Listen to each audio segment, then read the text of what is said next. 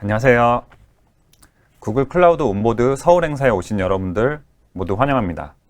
오늘은 구글 클라우드를 활용한 빅데이터 분석과 머신러닝에 대해서 이야기를 하려고 합니다.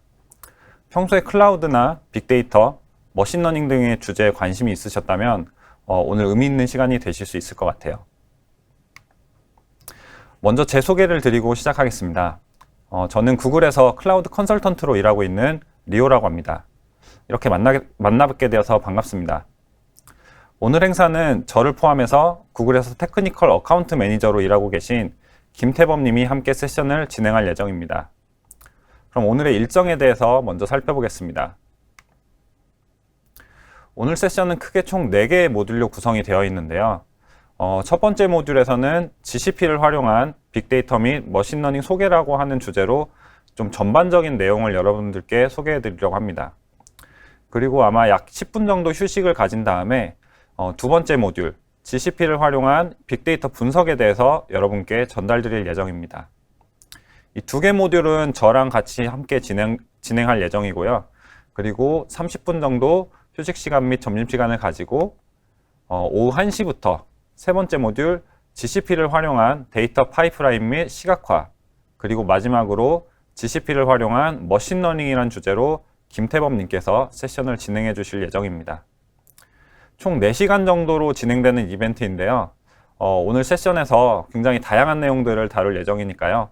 끝까지 놓치지 마시고 들어주시면 좋겠습니다. 여러분들이 구글 클라우드를 활용한 빅데이터 분석 및 머신러닝에 대한 좀 인사이트를 얻어가실 수 있는 그런 도움되시는 시간이 되었으면 합니다. 참고로 이 클라우드 온보드 행사는요, 매년 전 세계 수십 개 도시에서 진행되는 이벤트입니다. 이제 한국뿐만 아니라 다양한 도시에서 행사가 진행되고 있고요. 원래는 오프라인 기반의 행사였는데 지금은 이제 코로나 때문에 현재는 온라인으로 진행되고 있습니다. 그래서 나중에 좀 코로나가 끝나고 나면 다시 예전처럼 좀 오프라인으로 여러 행사들에서 좀 여러분들 만났으면 하는 날이 빨리 왔으면 좋겠습니다. 온보드는 말 그대로 온보딩을 위한 세션입니다. 그래서 GCP가 아예 처음이신 분들이나 아니면 빅데이터나 머신러닝이 처음이신 분들, 관심은 있었지만 그동안 공부하지 못하셨던 분들, 좀 이런 분들에게 조금 더 적합한 세션이라고 생각해 주시면 됩니다. 일단 오늘은 저와 함께 좀 전반적인 이론을 학습하고요. 그리고 아마 여러분들 이벤트 등록하신 이메일로 한 달 동안 이제 무료로 사용하실 수 있는 퀵랩스 링크가 나갔을 겁니다. 이 퀵랩스를 이용하면은 무료로 여러 가지 구글 클라우드 실습을 하실 수가 있거든요. 그래서 뭐 오늘 오후라든지 뭐 내일 시간 되실 때 오늘 세션에서 좀 다뤘던 내용들을 직접 실습을 해보실 수가 있습니다. 그리고 만약에 조금 더 심화 과정의 교육 과정을 원하시는 분들이 있으시면은 여기 링크에 보이시는 cloud.google.com/training 이 링크로 들어가시면 추가적인 트레이닝 정보들을 확인하실 수 있습니다. 자, 그럼 저랑 같이 구글 클라우드를 활용한 빅데이터 분석 및 머신러닝에 대해서 함께 알아보도록 하죠. 좀 당연한 얘기긴 한데요. 매년 데이터는 굉장히 폭발적으로 증가를 하고 있습니다. 지금 발표를 하고 있는 이 순간에도 아마 어딘가에는 데이터가 계속 쌓이고 있을 거예요. 2022년도에 이제 스태티스티아라는 이제 통계 자료에 따르면 2010년도에는 전 세계 데이터가 2제타바이트 정도에 불과했다고 해요.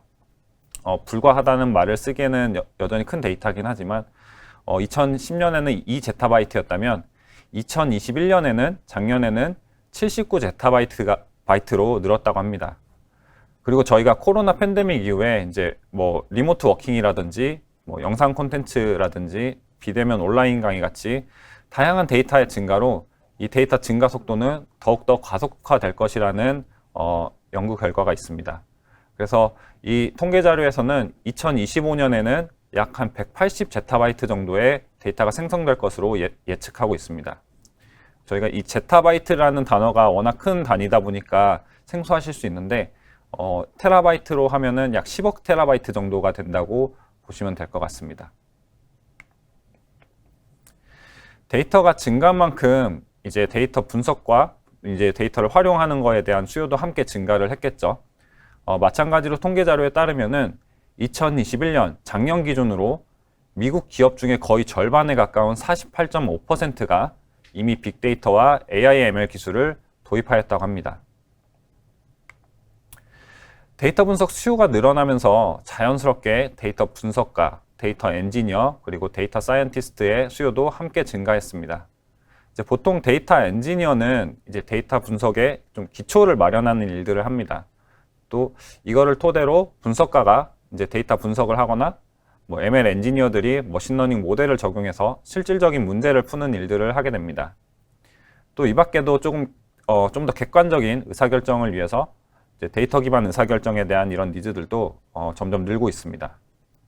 이렇게 데이터가 증가함에 따라서 데이터 기술에 대한 관심도 계속 증가해왔고 또 앞으로도 계속 증가할 거기 때문에 이 데이터 분야에 대한 수요와 이 니즈는 점점 더 커질 수밖에 없습니다. 이제 빅데이터, 빅데이터를 도입해야 된다. 여러분들 회사에서 이 빅데이터를 도입하려고 한다고 합니다. 그래서 빅데이터 관련 과제들이 어떤 것들이 있을까요?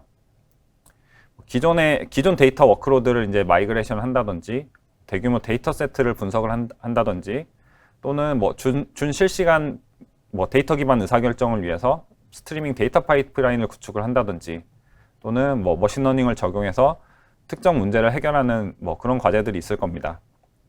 그럼 이런 것들을 실질적으로 저희가 구축을 하려면 어떻게 해야 될까요? 그런 것들을 구글 클라우드가 도와드릴 수 있는 거고요.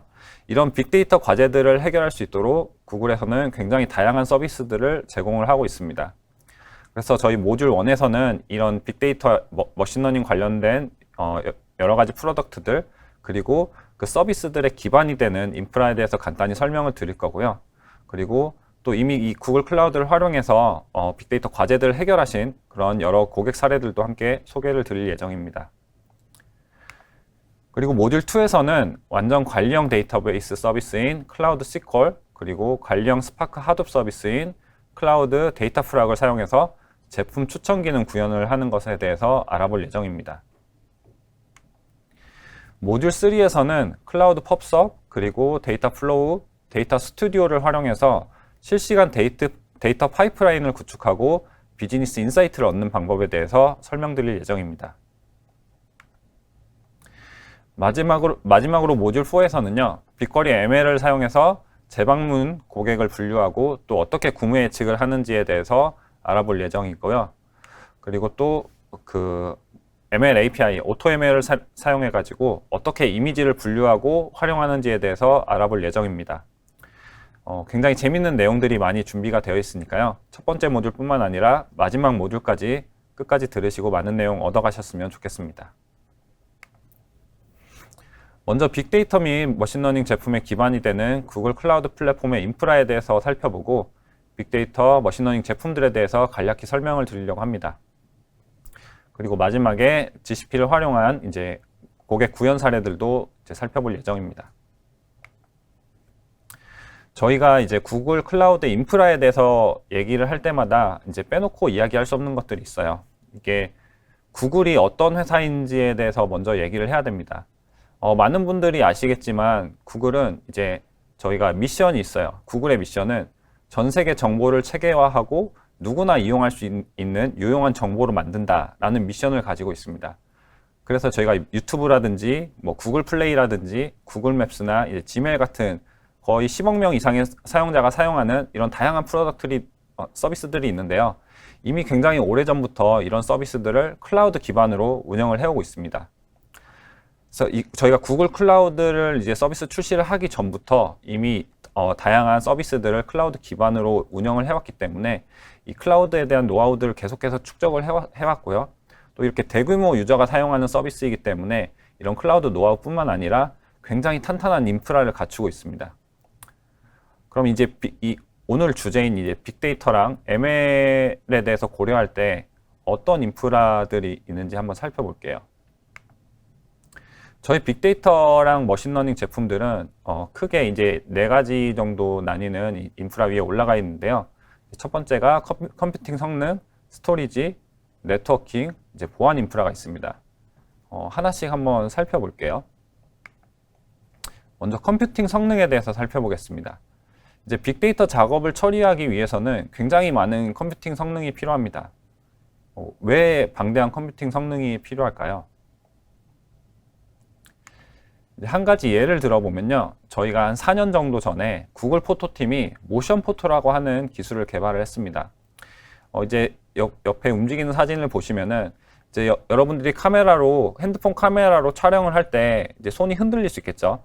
이 흔들림을 자동으로 안정화하기 위한 기술이 이제 모션 포토라고 하는 기술인데요.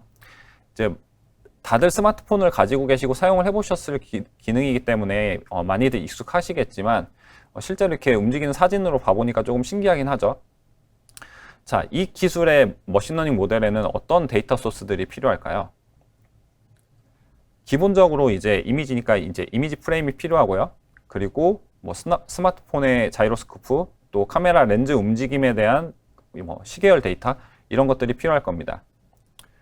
그럼 실제로 이 모션 포토 기능을 위해서 이제 필요한 데이터 소스들의 양은 어느 정도가 될까요? 요즘 이제 카메라들은 화소가 굉장히 높긴 한데요. 저희가 뭐 간단한 계산을 위해서 예를 들어서 800만 화소 정도의 카메라를 사용한다고 생각을 해봅시다. 그러면 이미지 한 장당 800만 화소 이미지가 그러니까 생성이 되겠죠. 그리고 저희가 이제 RGB, 뭐 레드, 그린, 블루 세 가지 색깔에 대한 이제 레이어를 곱하게 되면은 이미지 프레임 하나당 약 2,400만 개 미만의 데이터 포인트를 얻을 수가 있습니다. 그리고 저희가 이걸 촬영할 때 한 60초 프레임 정도로, 초당 60프레임 정도로 촬영한다고 생각을 하면요. 초당 약 15억 개 정도의 데이터 포인트가 생성되고요. 그리고 만약에 한 1분 정도짜리 짧은 비디오 클립이라고 생각을 하시면은 이 클립에서 이 흔들리는 모션들을 제거하기 위해서 이제 저희가 분석해야 되는 그런 데이터 포인트는 계산해 보면 한 860억 개 정도가 될 겁니다. 이렇게 굉장히 많은 데이터 포인트를 처리를 해야 되기 때문에 당연하게도 방대한 컴퓨팅 성능이 요구될 수밖에 없습니다. 이제 이 데이터 포인트뿐만 아니라 실질적으로 이제 이런 데이터 포인트들을 바탕으로 머신러닝 모델을 개발을 하고 또 트레이닝하고 배포도 해야겠죠. 그럼 당연히 추가적인 컴퓨팅 성능이 요구가 됩니다. 그리고 여러분들이 이제 고성능 머신러닝 모델을 개발한 다음 이거를 바로 배포하는 게 아니라 지금 이거 같은 경우는 핸드폰에서 사용하는 거잖아요. 핸드폰에서도 사용할 수 있게 좀 더 작은 버전의 머신러닝 모델에 대한 이제 배포도 요구가 되겠죠. 이렇게 이제 빅데이터 머신러닝 관련해서 저희가 처리해야 되는 부분들이 굉장히 많기 때문에 굉장히 높은 방대한 컴퓨팅 성능이 요구가 됩니다. 물론 기존의 CPU나 GPU를 통해서도 이런 처리가 가능하지만 구글에서는 좀 특별한 새로운 유형의 하드웨어를 설계를 했습니다. TPU라고 불리는 이제 머신러닝 전용 칩인데요. 기존의 CPU나 GPU보다는 좀 더 이제 머신러닝 워크로드에 이 머신러닝 워크로드를 처리하는데 좀 더 최적화된 칩이라고 보시면 되고요. 이런 좀 더 빠른 처리를 위해서 수년에 걸쳐서 TPU를 개발해 왔고 이거를 구글에서만 사용을 하는 게 아니라 다른 분들도 다른 기업에서도 TPU를 사용할 수 있도록 구글 클라우드를 통해서 서비스 형태로 제공을 하고 있습니다. 그래서 대규모의 이제 머신러닝 모델 트레이닝이 필요한 경우에 TPU를 활용해서 좀 더 좋은 성능으로 처리를 하실 수가 있습니다. 이제 이베이 같은 경우도 저희 구글에서 제공하는 TPU를 활용하셨고요. 그리고 이 TPU를 활용해서 기존 대비 거의 10배 정도 빠른 속도로 영상인식 모델 학습을 할 수가 있었습니다. 기존에 이게 뭐 몇 달 정도 걸리던 모델 학습 작업을 거의 단 며칠 만에 훨씬 더 빠르고 정확하게 모델을 학습할 수 있었다고 하고요. 이를 통해서 개발 기간을 단축시키고 비즈니스를 가속화시킬 수 있었습니다. 다음은 스토리지인데요. 빅데이터는 말 그대로 이제 굉장히 많은 데이터이기 때문에 데이터를 저장할 스토리지가 필요합니다. 안드로이드 폰을 쓰시는 분들은 다들 쓰시겠죠. 이제 구글 포토 같은 경우에 이미 굉장히 예전부터 저희가 2016년 기준으로 거의 지금 5년이 넘었죠. 이미 그 당시에 이미 매일 한 12억 개 정도 사진과 동영상이 업로드가 되고 있었고요. 당시에 이제 가지고 있는 사진 데이터 총 크기만 해도 13페타바이트에 달했다고 합니다. 이게 2016년 자료니까 지금은 훨씬 더 많은 데이터를 가지고 있겠죠. 그리고 유튜브 같은 경우도 이제 작년 기준으로 거의 1분마다 500시간에 달하는 동영상이 업로드 된다고 합니다. 그래서 구글에서는 이런 저희가 가지고 있는 서비스들을 제공을 하기 위해서 굉장히 큰 규모의 스토리지가 필요했고요. 이제 이런 스토리지 관련된 기술을 가지고 있고, 이런 다양한 스토리지에 대해서 구글 클라우드에서 서비스 형태로 고객분들에게 제공을 하고 있습니다. 이런 구글 포토나 유튜브 같이 이제 사진이랑 동영상 이런 비정형 데이터 같은 경우에 구글 클라우드 스토리지를 사용을 하실 수가 있습니다. 이미 그 스포티파이나 뭐 비메오, 에버노트, 코카콜라 같은 다양한 고객분들이 구글 클라우드 스토리지를 사용을 하고 계십니다. 그리고 그 구글 클라우드 스토리지는 저희가 흔히 말하는 11.9, 그러니까 99.9999999%의 내구성을 제공을 하고요. 굉장히 손쉽게 사용이 가능합니다. 이제 화면이 조금 작을 수도 있을 것 같은데요. 보시면은 이제 저희 웹 콘솔 화면입니다. 구글 클라우드 웹 콘솔에서 이제 클릭 몇 번 하시면은 스토리지 버킷을 생성을 하실 수가 있습니다. 그래서 뭐 큰 노력을 하지 않아도 웹을 통해서 손쉽게 굉장히 내구성이 강한 이 거대한 규모의 데이터를 저장할 수 있는 스토리지를 확보하실 수가 있고요. 또 웹 콘솔이 아니라 이제 터미널 명령어로 CLI 명령어를 통해서도 간단하게 스토리지 버킷을 만드실 수가 있습니다. 자, 여러분들이 이제 스토리지 버킷을 만들었어요. 만들고 나서 실제 가지고 있는 데이터들을 클라우드에 어떻게 저장을 할까요? 이제 콘솔을 통해서 작업을 하시면은 뭐 콘솔에서 버튼 몇 번 클릭으로도 하실 수가 있고요. 또는 저희 그냥 컴퓨터에서 작업하시는 것처럼 그냥 파일 드래그 앤 드랍해서도 하실 수가 있으세요. 이제 데이터 뭐 규모가 작고 몇 개 안 되면 이렇게도 작업을 하실 수가 있고요. 좀 데이터셋이 좀 더 크거나 자동화가 필요한 경우에는 GSUtil 명령어를 통해서 이제 여기 보시는 것처럼 GS 명령어 통해 가지고 손쉽게 데이터를 저장하실 수가 있습니다. 저희가 비정형 데이터뿐만 아니라 여기 화면에서 보시는 것처럼 굉장히 다양한 종류의 데이터를 위한 솔루션들을 제공을 하고 있습니다. 보통 비정형 데이터의 경우에는 구글 클라우드 스토리지를 사용하고, 정형 데이터의 경우에는 이제 데이터 분석용이나 아니면 트랜잭션용이냐 이렇게 좀 용도에 따라서 다양한 옵션들을 제공을 하고 있고요. 지금 사용하고 계시는 워크로드 성격에 맞춰서 구글 클라우드에서 제공하는 데이터 제품들을 사용하시면 됩니다. 그 다음에 이제 네트워킹에 대해서 알아볼 건데요. 이제 구글 같은 경우에 이제 이 화면에 보시는 것처럼 요 해저 케이블이 있습니다. 그래서 바다를 가로지는 수천 마일에 해당하는 이 해저 광섬유 케이블을 가지고 있고요. 특히나 전 세계 이 구글 데이터 센터를 통해서 거의 전 세계 매일 인터넷 트래픽의 40% 정도를 전송하고 있다고 합니다.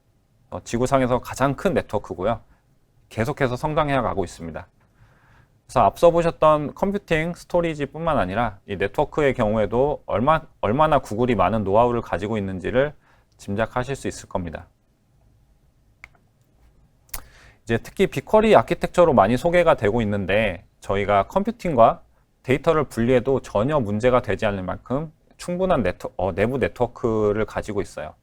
제가 주피터라고 불리는 이제 구글 데이터 센터 내부 네트워크가 있는데요. 이 바이섹션 대역폭이 거의 1.3페타바이트에 달합니다. 그래서 요 수치는 거의 10만 대 이상의 컴퓨터가 10GB/s 이상의 속도로 데이터 센터의 다른 컴퓨터들과 통신할 수 있는 충분한 대역폭이고요. 그래서 기존에 여러분들이 성능을 위해서 컴퓨팅 노드랑 데이터 스토리지를 한 곳에 하나의 서버에 이제 가져가야 했던 그런 한계들을 이제 극복을 할 수가 있게 됩니다. 데이터 센터 내에서 통신하는 것뿐만 아니라 이제 전 세계에 발생하는 여러 가지 데이터들을 이제 뭐 수집해야 되는 상황이라고 가정하면, 저희가 이제 퍼블릭 인터넷 그리고 구글 데이터 센터 간의 이제 네트워크 속도가 굉장히 중요해지겠죠. 퍼블릭망과 구글 데이터 센터 중간 이 사이의 네트워크 속도가 굉장히 중요해질 겁니다. 그래서 구글 같은 경우는요, 전 세계 90개 이상의 인터넷 익스체인지를 가지고 있고, 146개 현재 기준으로 지금 4월이죠. 2022년 4월 기준으로 146개의 엣지 포인트를 가지고 있습니다. 이를 통해서 퍼블릭 인터넷과 연결이 되어 있고요. 그래서 유저가 구글 리소스로 이제 트래픽을 보내게 되면 가장 낮은 레이턴시를 제공하는 엣지 네트워크를 통해서 사용자 요청에 응답하게 됩니다. 그리고 엣지 캐시 네트워크를 통해서 이제 여러 가지 컨텐츠를 엔드 유저랑 가장 가깝게 배치를 하고요. 그렇게 함으로써 레이턴시를 최소화할 수가 있습니다. 이제 글로벌하게 빅데이터를 수집하거나 또는 뭐 빅데이터가 아니더라도 구글 클라우드 플랫폼을 활용하신다면 이 전 세계 구글 네트워크를 통해서 속도를 과속화하실 수가 있습니다. 마지막으로 알아볼 건 이제 보안인데요. 이제 온프렘에서 시스템을 직접 운영을 하시면은 화면에서 보시는 것처럼 모든 보안 계층에 대해서 직접 관리를 하셔야 됩니다. 그리고 이 모든 계층의 보안을 관리를 하시다 보면은 감당하셔야 되는 부담이 굉장히 커지겠죠. 그런데 이제 구글 클라우드를 사용하시면 기본적으로 이 하드웨어나 여기서 보이시는 이 레이어 물리적 보안이나 뭐 디스크 레이어 암호화나 물리적 네트워크의 뭐 무결성 같은 이런 하위 보안 계층은 다 구글에서 처리를 하게 되고요. 물론 이제 모든 거를 다 구글에서 보안을 다 담당하는 건 아니고 이제 데이터 액세스 정책이라든지 이제 좀 어플리케이션 단의 좀 보안 스택 상위 계층은 그 사용자분께서 여전히 책임을 가셔야 되는 부분이 있습니다. 그래서 좀 이거는 다 사용자의 책임입니다라고 넘겨드리는 게 아니고요. 좀 이런 그 상위 계층에서 좀 안정적으로 정책을 구성하실 수 있도록 뭐 클라우드 IAM이라든지 여러 가지 도구들을 함께 제공을 하고 있습니다. 또 데이터를 저장하실 때 데이터를 자동으로 암호화해 주고요. 또 가용성과 안정성을 위해서 저희가 데이터를 자동으로 분산해서 저장하게 됩니다. 이걸 통해 가지고 데이터에 무단으로 액세스를 한다든지 또는 뭐 서비스 중단 같은 것들을 발생하는 상황들을 미연에 방지를 하실 수가 있습니다. 이 밖에도 이제 퍼블릭 클라우드 서비스에서 이제 인터넷으로 통신할 때는요, 이제 전송 중에 다 암호화가 되고요. 그리고 서비스 거부 공격과 같은 이런 공격으로부터 이제 고객분들을 보호하기 위해서 굉장히 다중의 보안 레이어들을 갖추고 있습니다. 지금까지 컴퓨팅 스토리지, 네트워킹, 이제 보안 같은 인프라에 대해서 알아봤는데요. 그럼 이 인프라를 기반으로 이번에는 좀 더 실제 이제 데이터 엔지니어, 데이터 과학자, 분석가 분들이 사용할 수 있는 이 인프라 위에 있는 다양한 제품들을 알아보겠습니다. 이제 구글은 이제 빅데이터와 머신러닝 문제들을 해결하기 위해서 지속적으로 이제 새로운 데이터 처리 방법을 연구를 해왔습니다. 저희가 콜로서스라고 이름이 이제 콜로서스라고 하는 차세대 분산 데이터 스토어도 있고요. 그리고 저희가 흔히 행성 규모라고 얘기를 하는데요. 이제 글로벌하게 분산되어 있는 관계형 데이터베이스 스패너도 있습니다. 그리고 데이터 파이프라인을 위한 플룸, 메시징을 위한 펍섭, 그리고 머신러닝을 위한 텐서플로나 이제 앞에서 봤던 TPU 같은 이런 여러 가지 기술들을 계속해서 연구하고 개발해 왔습니다. 그리고 이거를 저희가 연구 개발하고 내부에서만 썼으면 큰 의미가 없었을 텐데 이제 구글은 구글 내부에서만 이런 기술들을 사용하는 게 아니라 구글 클라우드를 통해서 제품과 서비스로 여러분들도 구글의 기술을 사용하실 수 있게 제공을 해드리고 있어요. 여기 화면에 보시는 것처럼 이제 스토리지부터 뭐 데이터 이제 수집, 처리, 분석, 머신러닝 여러 가지 제품들을 대부분 제공을 하고 있습니다. 이제부터는요, 좀 더 구체적으로 GCP를 어떻게 활용했는지 그 고객 사례들을 좀 살펴보겠습니다. 아마 한국 분들에게는 익숙하지 않은 회사일 것 같은데요. 켈러 윌리엄스라는 회사가 있는데 미국의 부동산 회사입니다. 이 켈러 윌리엄즈에서는요, 이제 AutoML 비전을 사용해서 그 집안에 이제 빌트인 가구들, 뭐 빌트인 책장이라든지 또는 뭐 주방에 이제 화강암으로 된 조리대, 또 이런 주택 인테리어의 이런 특징들, 이런 것들을 AutoML 비전을 통해서 특징을 잡아내는 기능들을 구현을 해놨습니다.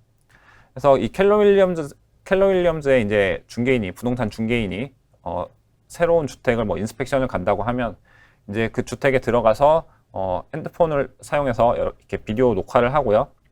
이 비디오 녹화된 비디오를 가지고 AutoML 비전의 이제 객체 감지 기능을 사용해 가지고 고객이 검색하는 주택의 이제 여러 가지 특징들을 태그로 생성할 수 있게 그런 기능들을 구현을 해놨습니다.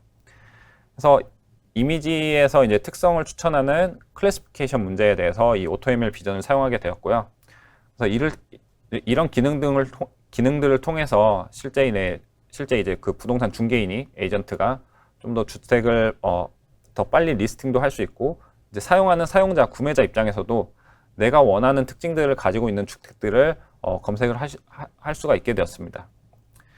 제일 중요한 포인트 중 하나는요, 실제로 이런 어플리케이션을 구현하는데 머신러닝과 관련된 코드를 한 줄도 작성하지 않았다는 거예요. 단지 이 AutoML 비전 API를 가져다 썼을 뿐입니다.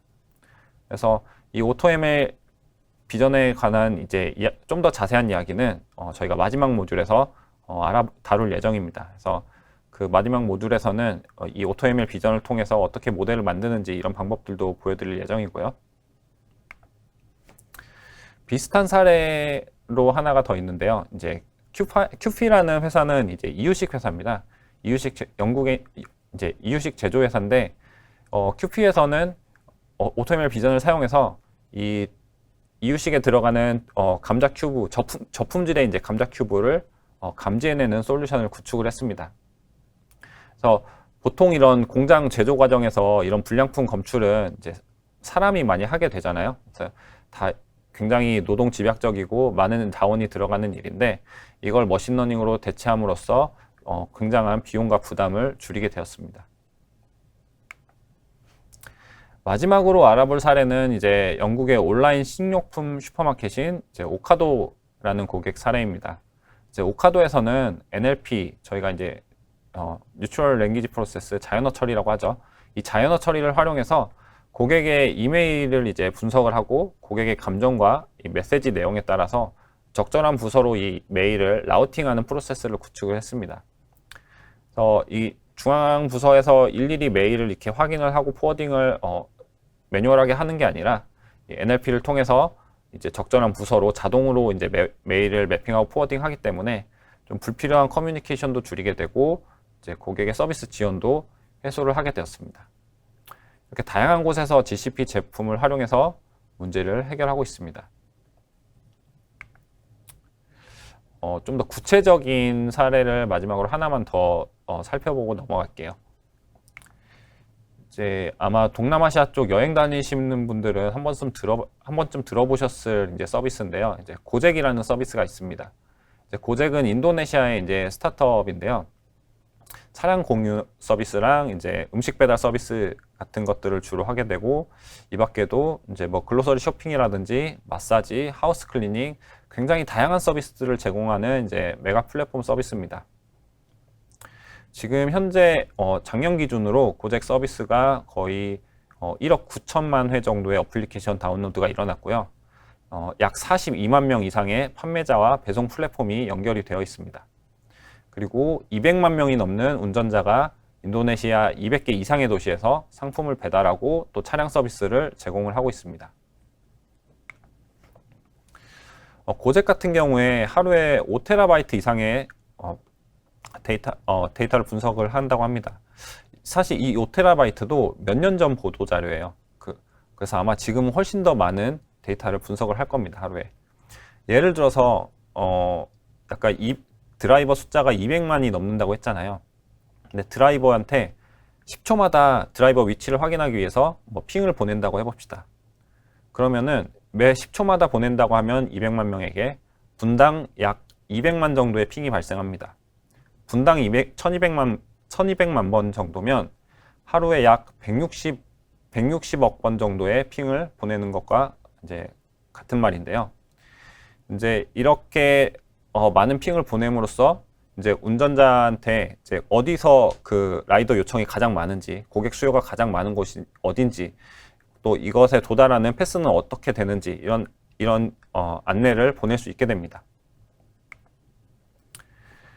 특히 이제 차량 공유랑 오토바이 서비스를 성공한 뒤에 고젝 서비스가 굉장히 커졌는데요. 이제 다양한 분야의 서비스를 확장을 하게 되고, 또 이제 라이더들로 늘어나고 이용자도 많아지면서 다뤄야 하는 데이터량이 굉장히 많아집니다.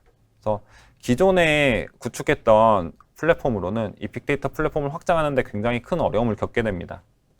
그래서 비즈니스가 워낙 급격하게 성장했기 때문에 이 성장 속도에 비해서 데이터를 처리하는 플랫폼의 확장은 유연하지 못했고, 이로 인해서 데이터 처리에 이제 지연이 발생하게 됩니다.